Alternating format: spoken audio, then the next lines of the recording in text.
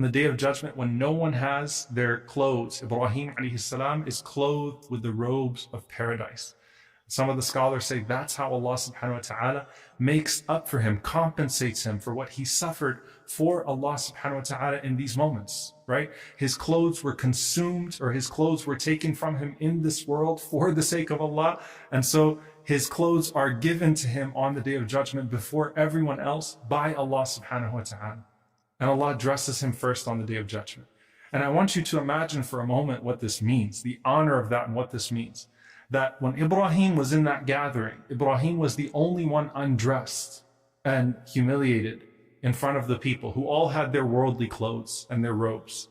On the day of judgment, there will be a moment where every single human being that Allah has created is without clothes, without robes, and it's only Ibrahim alayhi salam. Talk about being distinguished. It is only Ibrahim alayhi salam that is dressed.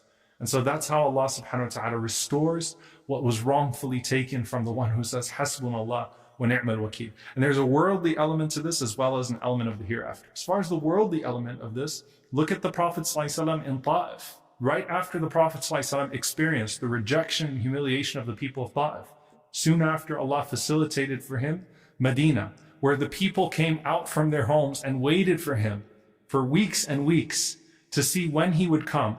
And they all surrounded him, wanting to embrace him, sallallahu alaihi wasallam, wanting to dedicate themselves to him.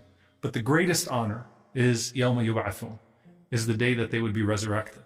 On that day, when Ibrahim alayhi salam is dressed and honored in a way that no one else is dressed and honored, the Prophet sallallahu alaihi wasallam, who was once rejected and taunted by the people of Ta'if and by the people of Mecca, every single human being wants the shafa'ah, wants the intercession of the Prophet sallallahu alaihi wasallam.